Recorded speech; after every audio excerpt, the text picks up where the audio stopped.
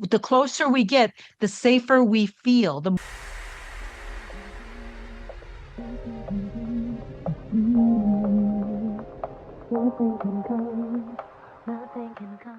Hey guys, welcome back to another video. In case you're new here, my name is Kim. This is Core Union. Today I want to talk a little bit about perception, communication with you and your mirror soul, specific person, true love. And I am talking about a collective where it's a deep soul connection. But I woke up with an image in my head that I want to show to kind of illustrate what happens when you have a little bit of apprehension or fear around loving somebody deeply, when the communication seems to come to a halt, or you're afraid because you have some history with your mirror soul where you guys got close. And the closer that you get, it seems that then communication starts to go away a little bit. And then before you know it, boom, there's some sort of a separation because there's a lack of trust. When you're with your mirror soul in person, and I just met with a couple people in the past week that is also in this collective, when you're actually with your person, it feels peaceful,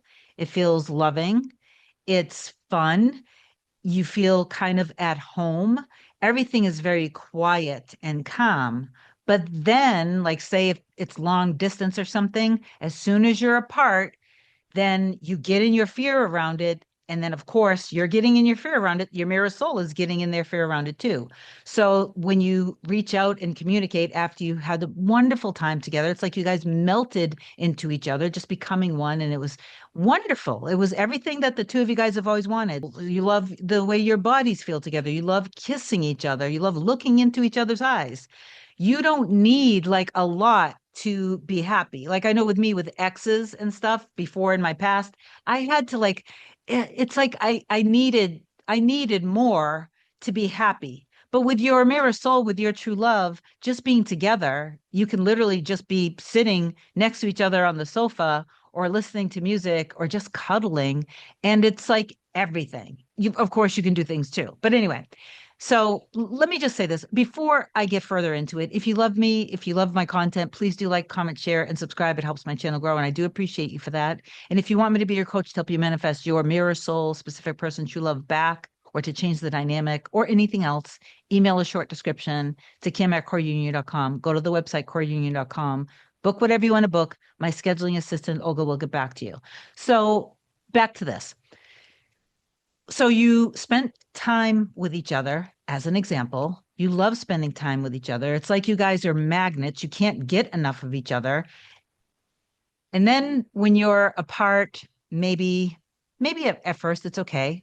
But then as time passes, you're starting to get in your wound and in your fear a little bit. You're starting to feel that sense of, maybe they haven't texted you. Maybe they didn't call you the way they normally do in the morning. Maybe you reach out and they didn't reply, right? And so in that moment, you're starting to get insecure. When we're close, we're perfect together, but when we're apart, then everything falls apart because of your past. So then you start to get insecure. Is it about to happen again? And then you start to get anxious and edgy. And I'm going to put these images up now so you can see it to illustrate this. And I'm putting it up with a few different couples so people can feel seen and heard, because the gender doesn't matter. I love it when you guys ask questions about gender and, sexual orientation and things like that in the comments. It doesn't matter. That is so irrelevant. That is just of the 3D. When you reach out to your person, as an example, in this collective that I'm referring to in this video, and maybe they don't reach out back to you right away. And then you start to get in your feelings and you're starting to get anxious and you're starting to feel like, whoa, something's wrong. Your person may be just busy and might be busy, can't wait to be done with whatever they're working on and imagining being close to you, imagining how lovely it was spending time together, imagining holding you, imagining kissing you. Okay. But because there's this not the response wasn't right away, and you were technically, when you reached out, maybe you weren't in alignment. Maybe you weren't in your trust, because maybe the moment that you guys physically parted, you started getting in your fear around it. Like, is it going to happen again? Things like that, because you have a belief around it. Now, this is what happens next. So I illustrated with those images for you guys that while you're, you know, reaching out and then getting in your feelings about it, even if it creeps up in 5 minutes or a half hour or an hour, you have manifested a perfect version of your person, that it's in perfect alignment with you. The version of you is in perfect alignment with the version of your person. That is one of infinite versions of you and infinite versions of your person and infinite versions of the relationship. But right now, you are in alignment with how you see the two of you guys. You're in alignment with the past. You're in alignment with fear, right? And so when you're in alignment with that, that perfect version of your mirror soul who's in perfect alignment with you and always will be precisely, you're feeling this feeling rise up, and then they're busy, and maybe they start thinking something feels off. Something feels off. The feeling of fear is starting to rise up in me, and the feeling of fear is starting to rise up in them at the same time. And maybe they're not quite sure what's happening, but now they're starting to get insecure potentially about you too. Then you're feeling like maybe you didn't do or say the right things, or maybe you start to get in your head about when you were spending time together. What did it mean when they said this and that? Do they really feel the same? Are they really as attracted to me as I am with them, as examples? So now you're really starting to be hyper vigilant about thinking about your time together instead of thinking how perfect you guys are together and how you're at one with each other and how much you deeply, completely value each other and appreciate each other, and have the attitude of the closer we get, the safer and more secure and more trusting we feel with each other. But instead, because of the simple lack of response, all of this stuff starts to come up inside of you. It comes up inside of you, it's coming up inside of your mirror soul. So, what you need to do in that moment, okay, no, let me go back really quick before I go on. So, then now you're just in your feelings, and now you're ruminating on insecurity.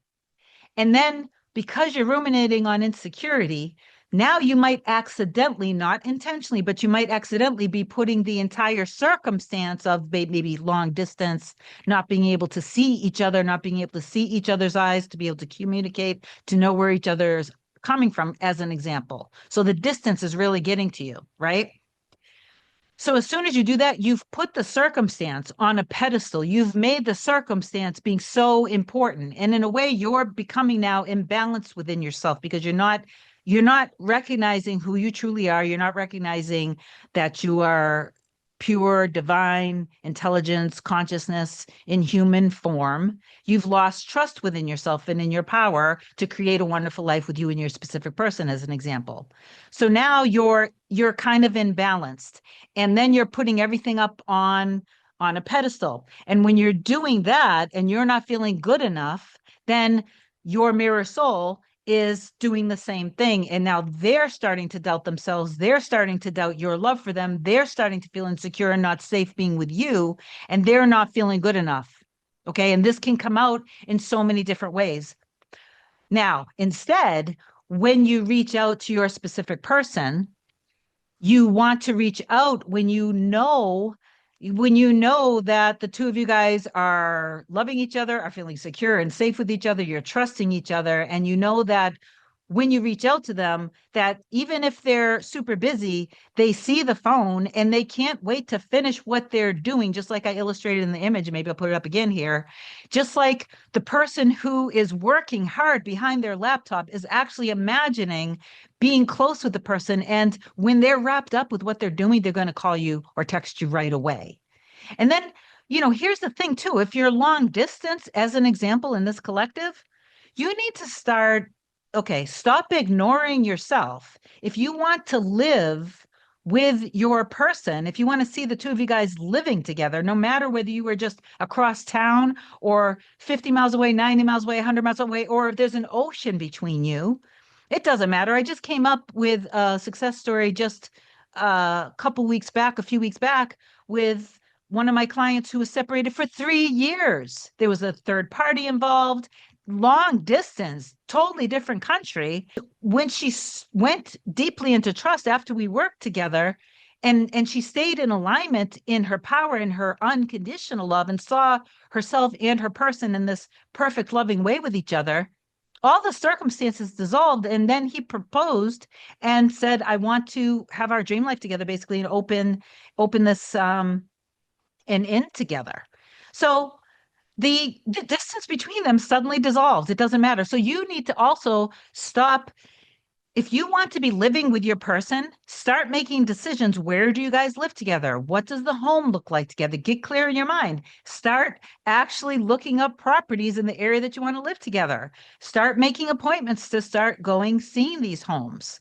And then stay focused on the two of you guys living together, not on text messages and calls. But let's say, so you reach out and you call or you text and they don't respond right away. Just go in your imagination and imagine. You have to remember to pull out of the 3D and go back in your end of imagining constant, loving, flowing communication, always taking action towards each other, always supporting each other, always trusting each other. And again, the closer we get, the safer we feel, the more we trust each other, the more we are at peace and calm within ourselves. Okay, so stop projecting your fears out and detach the fear. If you're feeling ignored, if you're feeling unimportant, rejected, or abandoned, not a priority, detach that from your person and instead go within as soon as you start feeling that. No, we're fine. We love each other deeply. I love myself. I cherish myself. I adore myself. I am a priority. I am seen. I'm heard. Love is safe. It's safe to love, and then kind of surrender that over. And then if you need to do a little revision, go back and energetically do a little revision of a time. What's the root cause of you not feeling important or you feeling abandoned? Because it has nothing to do with your person. It's being reflected back to you from your person so you can handle it and stop projecting it onto your person. Let your person love you. Let yourself feel safe and secure being in love, in a loving relationship, okay? By loving yourself, by not ignoring yourself for your needs anymore, and taking action in your life in all the different areas where you might be ignoring what you actually want and what you deserve. Okay, so love yourself deeply and completely. You need to be living a full, happy life. This just came up with one of my other clients. It comes up often, actually, with clients. Once you start doing the inner work, then you start getting attention from different people and different people wanting to maybe get to know you and date you and stuff like that. So what I would do if that happened is, if I want to be married to my true love, my mirror soul, I'm not going to be entertaining others. So when I say living a full and happy life, living a full life doesn't equate to dating other people who aren't my true love, who aren't my mirror soul. Hopefully that makes sense. One of my clients I just met with yesterday, it was our last session of the package, and he's seeing all sorts of different things reflect back his love and appreciation and value in himself now. So this is amazing. And he made this comment that I thought was really wonderful, that he's noticing other women wanting to, kind of get to know him and stuff. And he basically had this attitude of Abdullah with Neville, that story of the first class plane ticket. And he said, I'm not settling for third class. I am not settling for less or business or coach. I'm going first class because my baby, he didn't say these exact words, but my true love, my baby is first class, and I'm not settling for less. And that was powerful. And I reminded him, you're also the jet plane. You're also the plane. And to go further, you're not only the jet plane, you're the ticket, you're the flight, you are the boarding people, you're the pilot. Okay, so get in your power. Anyway, please do affirm down below. I trust in the love that me and my true love, mirror soul, have with each other, and I'm going to remain faithful to our end. And reach out to me if you need me. I love you so much. I hope that this helped. Bye.